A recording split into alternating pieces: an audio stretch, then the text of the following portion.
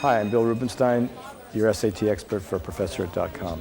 Now we're going to talk about improving sentences, strategy. In this section, you'll be shown a sentence, part of which, or in some cases all of which, has been underlined. Following this, there are 5 other sentences. The first is simply the sentence as you've seen it. The other 4 are variations of the part that was underlined. Your job is to select the best version of the sentence, taking into account grammar, word choice, punctuation, and phrasing. Start by looking at the example you're given. Find the subject, find the verb, find any pronouns or other modifiers that have to agree with them. Check them out like a doctor checking your tonsils, your tongue. If everything checks out and you don't hear anything else that sounds obviously off, A, the original version, is probably the answer. If you do find something either objectively wrong or that just doesn't feel right, try to come up with your own correction for the problem. Write it down, especially now when you're training. Really write down a whole new sentence the way you think it should be. Use this as a prediction, like your Google word, and eliminate all the answers that don't fix the problem you've corrected. Now check the answers that are left. Often there are only 2. That would be good. That's ideal.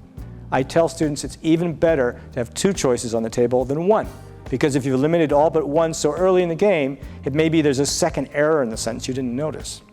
Sometimes there may be 2 different ways of fixing the problem you identified or more, and the one that fixed it the way you did might not be the best one. It might be a trap. Look very carefully at your selections, because while fixing the problem, the one you already noticed, the test makers may have introduced a new problem, like a hacker slipping a virus into your notebook when you thought you were so cleverly getting that download for free. Okay, so we're down to 2 choices. Good. Now you're playing the SAT your way, smart and aggressive. You've solved the first challenge of the problem. Now you're into the second level of the game, the level where you're seeking out a second error coded into the text. The good news is, if you've gotten this far, usually the second level is easy because you're only looking at 2 options. Scan these last choices and identify what distinguishes one from the other. Usually you'll find the best choice immediately.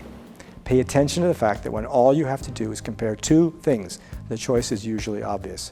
Maybe because now you're thinking like a computer. A or B, 1 or 0, in or out. Remember, a computer is binary. All choices are reduced to yes or no, in or out. Your brain will thank you if you reduce your choices to the same easy binary 1 or 0. Once again, the technique starts with a prediction. But I'm going to make another prediction of my own right now. And that is, a lot of you are going to ignore this approach.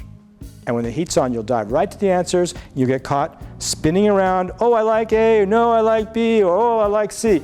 And you're in the quicksand. Well, I can't stop you, can I?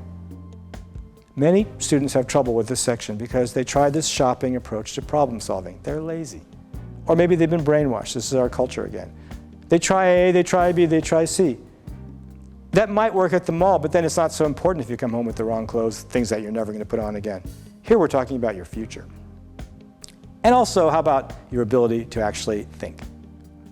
Now, on the SAT, you should always think through the problem, then use your analysis to eliminate answers that don't make sense. Whether you do that in your real life, I don't know. It's not my business. Remember, find the problem, fix it. Predict an answer, use a prediction to eliminate, reduce to 2, find the next level, and you're there. Hi, I'm Bill Rubenstein, your SAT expert for Professor.com.